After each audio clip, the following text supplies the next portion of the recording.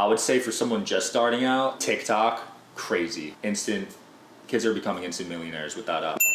Welcome to Mindset Currency. We have a very special guest on today's podcast, Sean Mike Kelly. Sean's been featured in publications like Forbes, Entrepreneur Magazine, and many others. He started a business out of his dorm room and created it into a multi-million-dollar business. Sean Mike Kelly, everybody. Thank you for having me. Yeah, I'm excited to be here and right before the event, so that's awesome. It's awesome, yeah. So tell us more about yourself and your background and how you got started. So yeah, I'm 22 now, turning 23 in 2 weeks. Early on, I think I've had the entrepreneurship in me from the start. I sold candy growing up, like in elementary school. My father sold books on Amazon, so I would go to book sales with him and help him ship them out. So he really inspired me early on. And yeah, he pretty much showed me how to make money online through the book business, and then that transpired into Jersey Champs in college. So like, how old were you and how did that make you feel? Like, did you feel like your mindset was different than the other kids? Because I myself didn't have that growing up. I can't imagine being able to have such a great role model.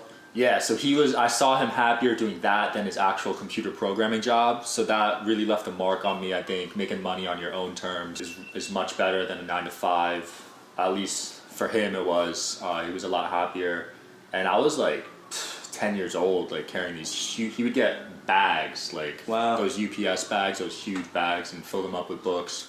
And then I would help him find them on the bookshelf when someone ordered it and ship it. Yeah. That's amazing. So going into middle school, you already had this mindset of kind of, I want to be an entrepreneur.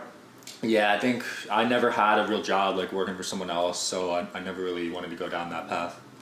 And what was your high school life like? Tell me more about that. So yeah, I did track and cross country, so I was running a lot, like 70 miles a week. Oh, wow, so that man. taught me, I used to regret it, but looking back, I actually don't anymore, because that taught me a lot of like self-discipline and like work ethic. And really like upped my mental game, because man, when you're running that long, like it takes a toll on your body physically and mentally.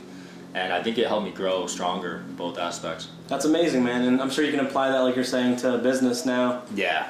So you go from high school, you're a running athlete, and your dad kind of introduced you to the entrepreneurship game. How do you go from that to, going to college and deciding you want to start your own business? Yeah, so college, I went to Rutgers, so the state school in New Jersey, so huge for partying and all that stuff. So that's why I originally went there. And then I got sick of it, like towards the end of freshman year, I just got sick of going out 3 days a week. And I was like, all right, I'm broke. I need to figure out a way to make some money. So I stumbled across drop shipping. Started watching a ton of Gary Vee, a ton of Ty Lopez at the time. Just these up and coming drop shippers like Dan DeSilva, Justin Center, these low key guys. And yeah, just got into that. And then I was like, yo, people wear so many jerseys at these parties and everywhere on campus. Like, sports is huge in the millennial demographic, like massive, especially NBA. Like, even soccer's coming up in the U.S. So I just knew the jersey market was huge. Like Fanatics, the biggest jersey company, is worth $5 billion. And I wanted to carve my own lane with the hip hop world and the jersey world, and just figured out a way to combine them in college. Wow, that's beautifully said. So let's take a step back, because you mentioned something really important. In college, you had an idea. And I have so many friends that are like, hey man, I have this idea, we should start doing this, let's start this company. How do you go from having an idea to actually putting it to paper and actually doing it? Because I feel like 99% of the world says, oh, I'm going to do this, I'm going to do that, I'm going to be in Forbes one day, and they never actually do it. So what makes you different? Is it your mindset? Like, what does it make? For me, definitely mindset and work ethic, but you want to have goals too. You want to write them down. Like, getting on Forbes was a long-term goal of mine, and I finally achieved that like a couple months ago. So that was huge. So that was your goal, to get in Forbes before you even started? Yeah, I always wanted to be like, just Google my name and like Forbes and all this stuff comes up. Like, that was one of my side goals. It wasn't like the main goal. But it's super cool. Like, one day I want to get a magazine cover. Like, that's all just personal goals. That's beautiful, and man. I think writing that down and manifesting it is super powerful. But in terms of actually doing business, like, you got to research first. So I researched the jersey market heavily, like looked into trends. Google Trends was a good site I used. Social media, like if you go to Twitter, trending, like stuff like that. There's a site called watchcount.com which shows you trending products on eBay. And there's a Chrome extension called Unicorn Smasher, which shows you the top sellers on Amazon. Tells you their monthly revenue. So study the market for a few weeks before you jump into anything. and then go on Alibaba and see if you could get good pricing on whatever market you're trying to enter. Okay. Order a sample before you ever place a bulk order because you don't want to just risk it all. Okay. Because the sample might be bad quality or something. So is that what you did? Did you... Yeah, like, how did you come up with your first jersey concept? What was that like? Yeah, so it was the Views from the Six Drake Toronto jersey. That was a huge album back in 2016. Yeah. So I put Toronto on the front, and the name was Views, and then the number 6. You can't use artist name on the jersey because it's copyright. And yeah, just went from there. Paid a designer from Rutgers to make it, and then ordered a sample, and then put them up for pre-order because I didn't have a lot of money. So people were paying me before I had the inventory. And then I ordered the 100 units to my mom's basement and shipped them from there. I still remember cutting the shipping labels manually each one to this day, yeah. How did that feel when people were buying your jerseys? You didn't have that much money, as you mentioned. Like, what was that feeling when you sold your first 100? Oh, man. I knew it was over. Like, that first taste, like, there's nothing like it. Like, I was jumping in my mom's house, like, running up and down the stairs like an 8-year-old. Like, I was so excited, yeah. Wow, that's beautiful. So you got Drake. Like, how does that even happen? So people are sitting at home, they're wondering, I want to start a business, but he got Drake as his first client. How do you go from making your first jersey and having Drake being...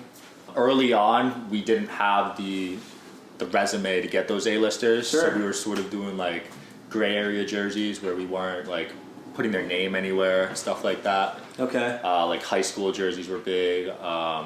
The Harambe jersey, the Chicago Cubs when they won the World Series was a big one back then. But then once we started getting bigger, it was easier to get the connections. And then I always say, like, once you get that first connection, leverage it to get the rest. The first one's the hardest. Can you elaborate more on that? So yeah, our first big one was Logic, the rapper. We got him a jersey when he performed at Rutgers. And then from there, I literally took his image of him holding the jersey, sent it out to like 50 rappers via email. I got their emails off their Facebook page, About Us section, and then said, yo, can we do this for you? Got like a couple more. I think we got like Young M.A. and YBN Namir from there. And then I used those to get even more, like 2 Chainz and other people. It's just like a ball rolling down a hill.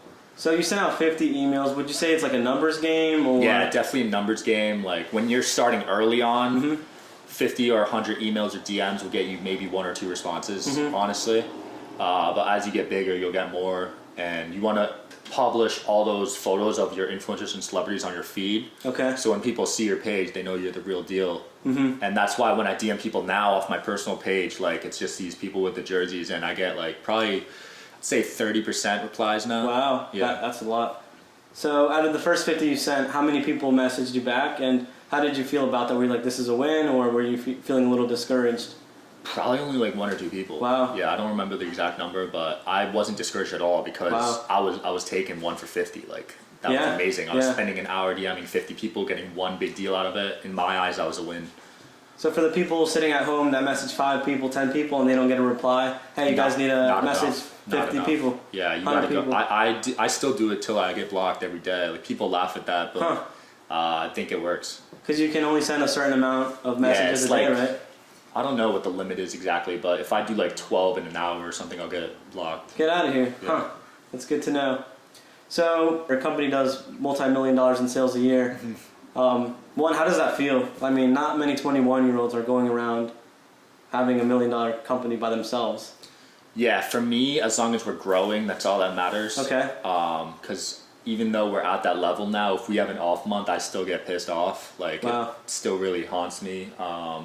So it's just about scaling, and the top line doesn't really matter. Like, you got a profit at the end of the day. So big numbers don't faze me. Like, I know people doing like way more than me in revenue, but I'm profiting more than them. So yeah, I think the profits matter more. Don't become obsessed with the gross. A lot of people do. Like, you see them posting their Shopify numbers and shit. But I don't think that stuff matters. Okay, that makes sense. And I see people that most 99.9% of the world makes $1 million in sales, and they'll go out and buy something stupid. But you're not like that. I saw that you recently joined a mastermind out of Los Angeles, is it? Yeah, I think the Dan Fleischman is based out of LA. I'm not sure where Joel Marion is at. Okay. And so, yeah, you paid $100K, is it, to join a mastermind? Yeah. So your mindset is completely different than most people. Like, what made you want to do that? And 2, Have you learned anything from those guys? And who's in the mastermind? I mean, it's like Magic Johnson, the Wolf of Wall Street. Yeah, it's crazy. Everyone thought I was crazy, by the way. My parents were like, oh my gosh, like, that's your college tuition right there. Dang. Like, that's 4 years of college. Yeah. But for me, I'd rather be in that than go to college for 4 years because the people I met there are crazy. So there's 24 coaches. Wow. Each of them has generated either $100 million in sales or has been seen by over 100 million people. Wow. That's why it's called the 100 Million Mastermind. Jordan Belfort's one of the coaches. Jim Quick, a guy's podcast I listen to all the time. There's just crazy people. Like, it's unreal. And not even just the coaches, the people in it are insane. Wow. And then the talent they booked for that first event was like Magic Johnson, Tyga, Kris Jenner, Amanda Cerny. It was crazy. The next event's in Miami. I can't wait for that one. But best investment I ever made. Yeah, like you said, I don't really care about material objects. So cars and houses don't really get me going. And I feel like that's a trait with truly successful people. They're not in it to show off. They're in it because it's something they're passionate about. So good for you, Sean. So growing up, you said you listened to like Gary Vee and some of those guys. Is there any books or anything like that you read that maybe influenced you? Crushing It changed my life. Wow. For sure. Prior to reading that, I think I had 3,000 followers. Okay. And then I just went all in on my personal brand from there. I went hard on LinkedIn because he recommended going in on LinkedIn. Okay. Now LinkedIn's paying dividends. Instagram's obviously there, and now TikTok's coming up hard. There's so many good books. I'm more of a course guy. Okay. I've watched thousands of YouTube videos and courses. Every year it changes, but this year or last year I was watching a lot of Sam Ovens, Alex Becker. There's this guy named Peng Joon who has some good courses. Russell Brunson has some good courses. So yeah, I like those more than audiobooks. Just because I can implement it so quickly. I feel like with books it's more like just overall vision. So from everything you learned on your online courses, your YouTube videos, the books, what would be 3 things that you would tell somebody, or maybe a little brother, and you don't have any brothers, right? If you had one, what would you tell your little brother if you had one? What would I tell my little brother? About personal branding and trying to grow his social media. Like, how would he go about it? Because I know a lot of people that say, oh, I want to get 1 million followers or I want to get 2 million followers, but they're too scared to post anything. So what would you tell them? Yeah, so the followers won't matter if you're not monetizing them in some way. I don't monetize mine by selling courses, but I do get approached by restaurants and brands to get free food or other stuff. Because I'm paying a lot to grow my followers through shout outs and like Facebook ads. So I have to figure out a way to recoup that. Okay. And then by having the events, which I actually lose money on, but I figure the connections I make there are going to be so powerful. Wow. That it won't even matter. But I would say for someone just starting out, TikTok, crazy. Like instant. Kids are becoming instant millionaires with that app. Wow. Is it because of the reach, or is it because it's just new? Yeah, the reach, the newness. Like, it's like how Instagram was like 8 years ago. It's just so easy to grow. Like, if you post 3 times a day on there, you're going to be at 1,000 followers like before the end of the week. And do you have to be funny on there, or do you recommend just being yourself? You gotta yourself? have decent content. Sure. But you don't need to do anything crazy. Like, I haven't taken it serious. I've just been screwing around, and I already have 20,000 just from posting. I haven't even like advertised it anywhere. Wow. But yeah, TikTok, I'd say I've been getting a ton of connections through Instagram DMs. I still think that's like the bread and butter for me. And then lately I've been doing cold emails, and I've been getting like 60% open rates and 15% click-through rates for the digital social event, just from emailing people in New Jersey. Wow. And I'm meeting some cool people, like met the owner of like 8 McDonald's in Jersey. So just always try to be networking is the main via DM? I'm trying to make via DM, email, content, posting, Yeah. What's your exact process look like? I know people at home are like, oh, Sean got lucky, he started a jersey company, and there's a famous quote that says, people are so unsure of themselves that even if you told them to sell a $20 bill for $10, people would make up a reason why people wouldn't buy it. So how can they be successful? Like, what process did you have to message people and get? I think you said 15,000 followers initially. That was your first base point after you read Gary Vee's book. I had 3,000. You had 3,000. Yeah, and then I just started going really hard. So what was your process? Yeah. Process of growing followers? Yes. So back then, it's a lot different now. Like, Instagram changes so quick, but back then it was shout outs and partnering with other pages. It's called share for share. So you post a photo and tag them, and then they post a photo and tag you. That still works. But the quickest way to grow now is giveaways, influencer giveaways. I'm not sure if you've seen those. I think you posted one about Floyd Mayweather. Floyd had one. How does that work? You give away like watches or money or? So it's kind of complicated, but FaZe Rug just posted one. He's giving away, I think, $10,000. So he says, everyone follow everyone I'm following right now. He follows like 50 people. Okay. And then I'll announce a winner of this $10,000 in like 3 days or something. Okay. And then he gives away the money. People get like a crap ton of followers overnight. And you want to make sure the giveaways you're doing are targeted influencers. So for me, I'm doing one, like Ty Lopez is having one coming up. I'm going to be in that one. Roddy Ricch had one last week, a rapper. I was in that one for Jersey Champs. Huh. So you want to make sure you're not just in it for random followers, but that you're in it for targeted growth. That's smart. That makes sense. Because some people would probably pay the money and... Yeah, the way to get in it is to find the organizer of the giveaway, ask how much to get in, because they do charge. Okay. I wish it was free, but they have to pay the influencer, so they're organizing it and putting the whole deal together. Gotta spend money to make money, right? Yeah. So, if somebody's sitting at home and let's say they want to create a company, can you just, again, walk us through what that would look like for somebody that's a stay-at-home mom or just somebody that hates their 9 to 5, which is 99% of America? Yeah. What would be the first step? What would be the first step, second step, So third find step? what you're passionate about or what you're trying to sell. Study it using those tools I mentioned earlier, Watch Count, Google Trends, Unicorn Smasher. If the numbers look good, then find the potential competitors in that industry. Then go to Facebook Ads Library, which lets you see every Facebook ad that any company is running. So study their ad copy, study their photos, study their headlines, then go on their websites, sign up for their email sequences and study those. And if you want to be OD about it, buy a product and study their whole product flow. Okay. That could be the best like $30 you could spend. And then try to like, don't copy it obviously, but like implement your own strategies, because these companies are spending like tons of money on what they're doing, like ads, emails, how their website looks. So you could just bypass all the money they spend and just do it like your own way with like a slight twist, obviously. Like don't copy it completely, like that's just stupid. But everything's there for you. The internet's amazing. So you're basically saying there's already a formula out there for people that are doing really successful with ads, and you just gotta make something similar to that. And I can literally see every ad Fashion Nova's running right now publicly, like legally. It's on Facebook's website. They had to do that because they got sued like for that whole thing a few years ago. So every company's ads are public. So when you're making an ad, you're pretty much knowing beforehand if you do your homework if it's going to be successful or not. Yeah, so more or less. Yeah, in terms of launching them, you would first study it. So you go to Facebook Audience Insights, study the page, see what demographics like the page. So for the Kobe jersey, like we studied his page, we noticed it was 80% males, 20% females, and then it also shows you a list of similar pages. Okay. So it was like Lakers fans, it was like NFL, NBA, ESPN. So we're targeting people in those niches too for the ad. And it's working well. Like our ROAS are at 11.0 right now, 11.2 I think.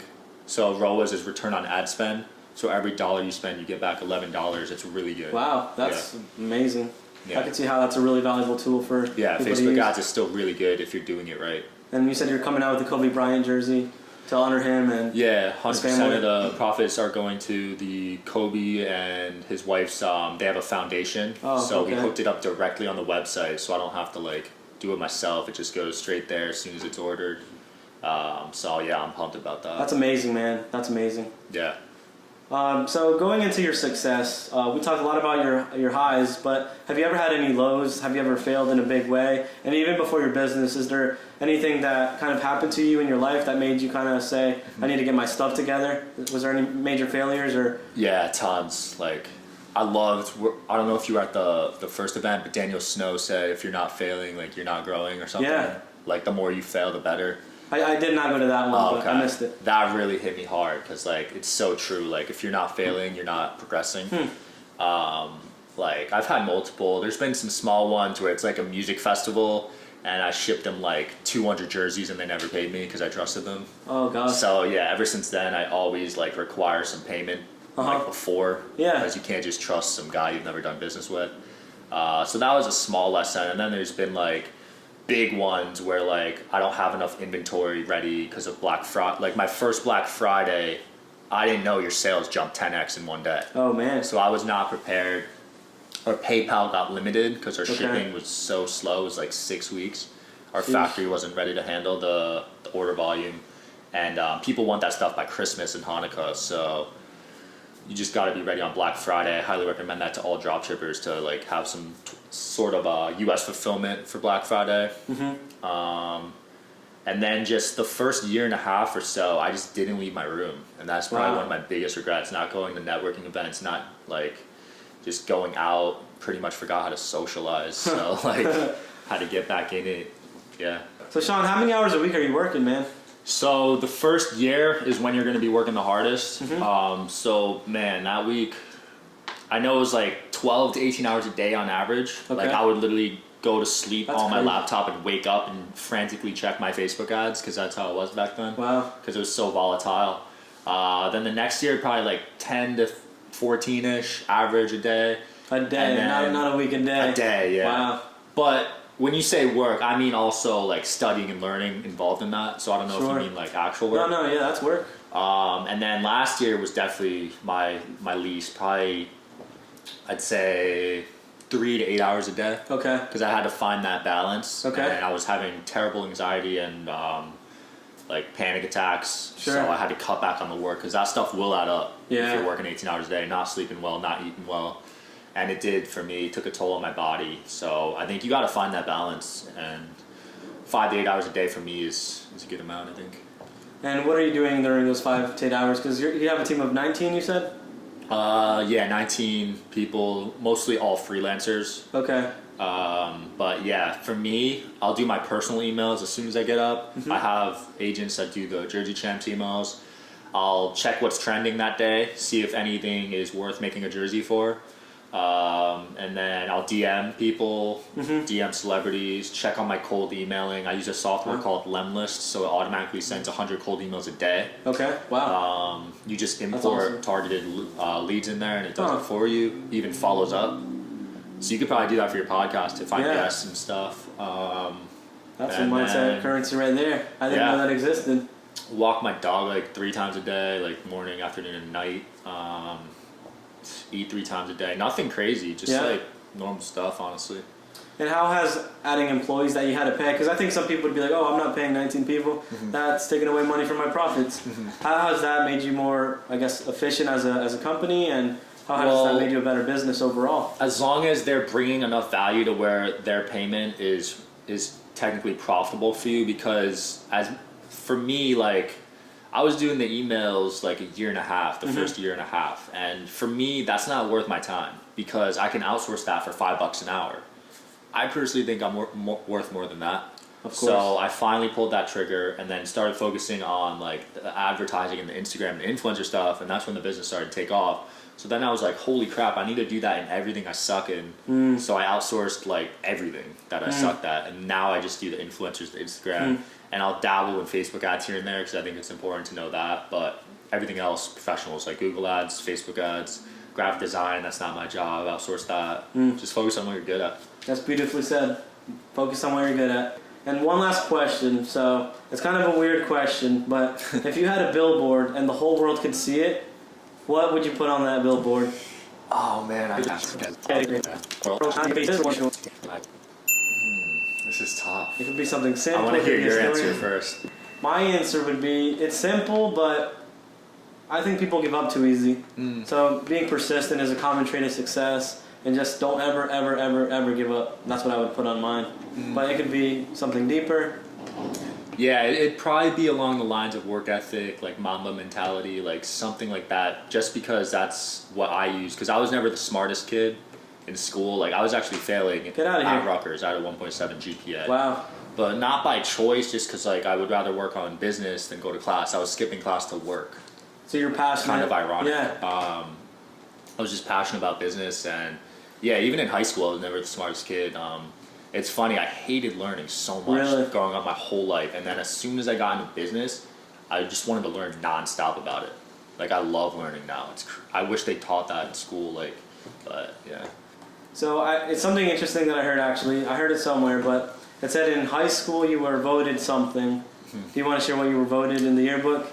I was voted life. I love this part. Oh gosh, yeah. So I've had quite the journey. I was voted life of the party in high school. I was a wild partier in high school. Is it true you were voted like least likely to succeed or something like that? Oh yeah, my lunch table. I was also voted least likely to succeed by my 5 friends at the lunch table. Wow. So I don't talk to them anymore.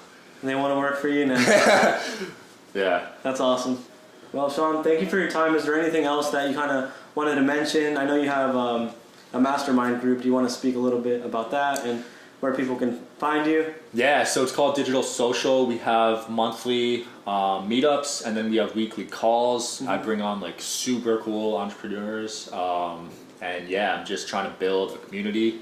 Dude, you guys flew from North Carolina, so thank you for coming out here. That's amazing. Some guy flew from India. I don't know if you saw that. So that's crazy. But yeah, that's the community I'm trying to build. People that just really want to go all in business. That's great. Well, thank you very much, Sean, for coming to the show and for driving here. We really appreciate it, and thank you very much. Dude. It was a pleasure. My pleasure. Thanks a lot, man. Thank you. Good luck to you. You're going to crush it and do big things. You too, man. I could see you going on Forbes and being on the cover, man, definitely. Dude, one day.